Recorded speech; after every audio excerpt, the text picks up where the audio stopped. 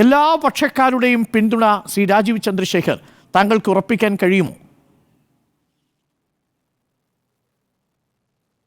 എന്നെ എല്ലാവരും ആണല്ലോ പ്രപ്പോസ് ചെയ്ത് സംസ്ഥാന പ്രസിഡന്റ് ആക്കിയത്. അപ്പോൾ ഈ പ്രൊപ്പഗാൻഡ ബിലീവ് ചെയ്യുന്ന ആളല്ല.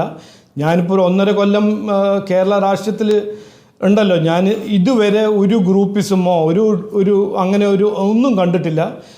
ഞങ്ങളൊരു പാർട്ടി ഒരു ഡെമോക്രാറ്റിക് പാർട്ടിയാണ്. എല്ലാവർക്കും ഒരു ഒപ്പീനിയൻ ഉണ്ട്. എല്ലാവരും എല്ലാ ഇഷ്യൂവിലും എഗ്രി ചെയ്യണമെന്ന് അങ്ങനെ ഒരു ഫ്രെയിം വർക്ക് അല്ല ഞങ്ങളുടെ പാർട്ടി. എല്ലാവർക്കും ഒരു ഒപ്പീനിയൻ ഉണ്ട്. ഞങ്ങളുടെ പാർട്ടിയിൽ എത്രയോ വലിയ നേതാക്കന്മാരുണ്ട്. ഇത് പ്രവർത്തകരുടെ ഒരു പാർട്ടിയാണ്. എല്ലാ പ്രവർത്തകർക്കും ഒരു ഒപ്പീനിയൻ, അവരുടെ ഒരു മെസ്സേജ് കൊടുക്കാൻ അവർക്കൊരു റൈറ്റ് ഉണ്ട്. അതുകൊണ്ട് അങ്ങനെ എല്ലാവർക്കും ചിലപ്പോൾ വേറെ ഒപ്പീനിയൻസ് ഉണ്ടാവും. ബട്ട് നമ്മുടെ ദൗത്യം എന്ന് പറഞ്ഞാൽ, ഞാൻ ഇന്നലെ ഭയങ്കര ക്ലിയർ ആയിട്ട് പറഞ്ഞു, എല്ലാവരുടെയും ഒരു ദൗത്യം, നമ്മളെല്ലാവരും ഒരുമിച്ച് ഉണ്ടാക്കിയൊരു ദൗത്യമാണ് ഇത്. നമുക്ക് ഈ അധികാരത്തിൽ വരണം. അധികാരത്തിൽ വന്നാൽ മാത്രമേ നമുക്ക് ഇവിടെ നമ്മുടെ നാട്ടിൽ കുറച്ചൊരു മാറ്റം കൊണ്ടുവരാനൊരു അവസരം കിട്ടും. അതാണ് ഞങ്ങളുടെ ദൗത്യം. അപ്പോൾ അതിൽ 3 ആൾക്ക് 4 ഒപ്പീനിയൻ ഉണ്ടാവും, 4 സ്ട്രാറ്റജി ഉണ്ടാവും. അതല്ല നമ്മളുടെ ഡെമോക്രാറ്റിക് പാർട്ടിയിൽ ഒരു നോർമൽ ഇഷ്യൂ ആണ്. ബട്ട് ഈ ഗ്രൂപ്പിസമും ഇങ്ങനത്തെ ഒരു ക്യാരക്ടറൈസേഷൻ ഞാൻ എംഫാറ്റിക്കലി പറഞ്ഞു, അത് കംപ്ലീറ്റ്ലി റോങ് ആണ്.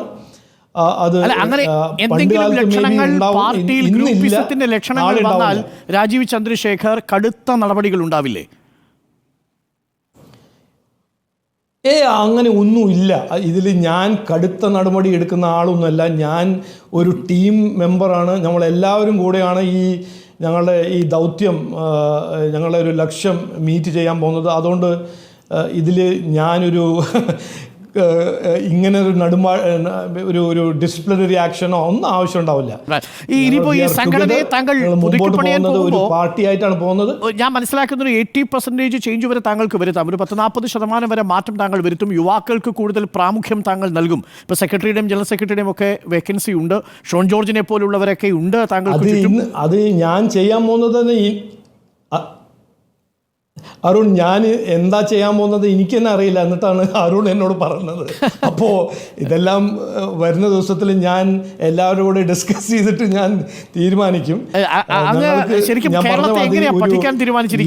ഫോക്കസ് ആണ്. 1.5 വർഷമായി കേരളത്തിന്റെ രാഷ്ട്രീയം സസൂക്ഷ്മം നോക്കുന്നുണ്ട്. മത്സരിക്കാൻ വന്നു. ഞങ്ങൾ സാധാരണ പറയുന്നത് അലയും ചുഴിയും ഒക്കെ ഉണ്ട് എന്ന് പറഞ്ഞാൽ ടൈഡ്സ് ആൻഡ് വേവ്സ് ഒരുപാടുണ്ടല്ലോ. ഇതൊരു മഹാസമുദ്രമാണല്ലോ BJP. ഇത്രയും അധികം പ്രവർത്തകരുണ്ട്. 20,000-ഓളം ബൂത്തുകളിലെ പ്രവർത്തകരെ ശക്തിപ്പെടുത്തണം. ഏകദേശം 30 ജില്ലകളുണ്ട്, BJPയുടെ ജില്ലകളുണ്ട്. അതേപോലെ 280-ഓളം മണ്ഡലങ്ങളുണ്ട്.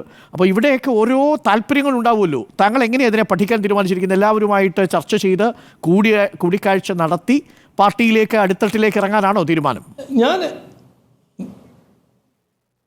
അതെ, അത് 100%. അതിലൊരു ഡൗട്ടും ഇല്ലല്ലോ. ഞാൻ വരുന്ന 2-3 ദിവസം കുറച്ചൊരു ഇവിടെ മീറ്റിംഗ് എല്ലാം നടത്തി I will hit the road. എല്ലാ ഡിസ്ട്രിക്റ്റിൽ പോവും, എല്ലാവരെയും കാണും, എല്ലാവരും കൂടെ സംസാരിക്കും.